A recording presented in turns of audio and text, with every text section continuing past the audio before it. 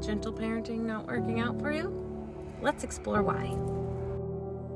Through my journey, I have discovered that my kids play a huge role in my personal, spiritual self-development or evolution. I learned that my children were in fact one of the biggest roles to play in self-development. So if you're a parent, this might help. This may resonate. If you are talking to your children and you are asking them gently, please go do something, and they're refusing, first off, they're kids. They're going to do that, right? That's normal. But then they stop, they completely resist you. You start getting frustrated, and now you have to make a choice. Whether your awareness has caught this or not, that is where I'm bringing you today, to your awareness. In those frustrating moments, what is going through your mind? What is going through your body? Frustration, the thoughts to back up that frustration. Why are you frustrated? Remember, they're just kids being kids. It's what they do. This is when you get to reflect inward. Okay, if what they're doing is normal and this is a kid thing, why am I upset about it? Great question. Why are you upset about it?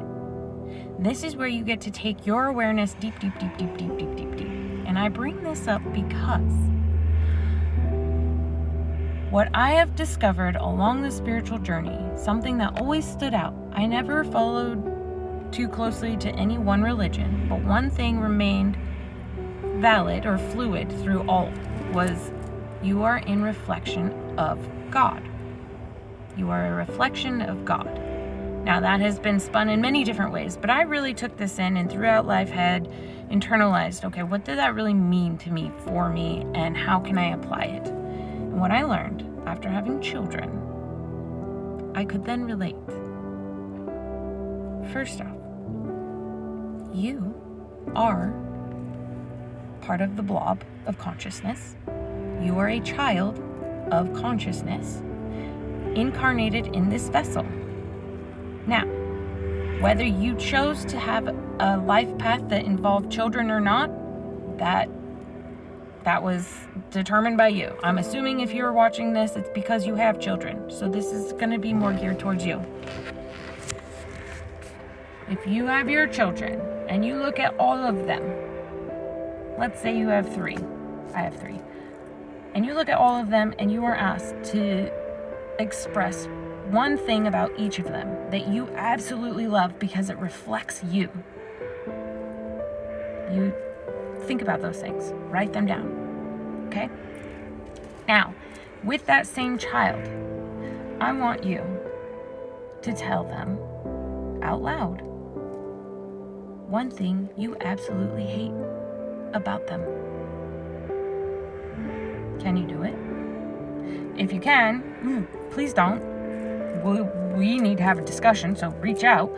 But what I have a feeling is most of you, 1, won't. 2, couldn't possibly dream of saying something so harsh to your child as to why you hate them. Okay? Now, let's come back. Big Blob loves you. Consciousness loves you. You are God creator inside of you. It will never tell you what it hates about you, because consciousness doesn't hate. It's unconditional love. That means it loves all parts of you. And if you're a person with a child, you can relate to that sensation, unconditional love. So let's take another step and reflect. You can point out all the things you love about your children, but not one thing can you hate. So let's flip it around. What are the things that I love about myself? And do I hate parts of myself? I would say if you can't answer it to your child, then that tells you your answer. You do not hate yourself. You have a thought loop in the back of your mind taking control. Therefore, you are not being the best parent to yourself. Therefore, parenting your children is going to be a rough go for a bit until you figure out that they are planted there intentionally to trigger certain things about yourself to help you evolve. Now, we're all on, let's put this into school perspective, we're all in a certain grade as a soul, right? We come here, this is the soul school. So we're at different levels of school, right?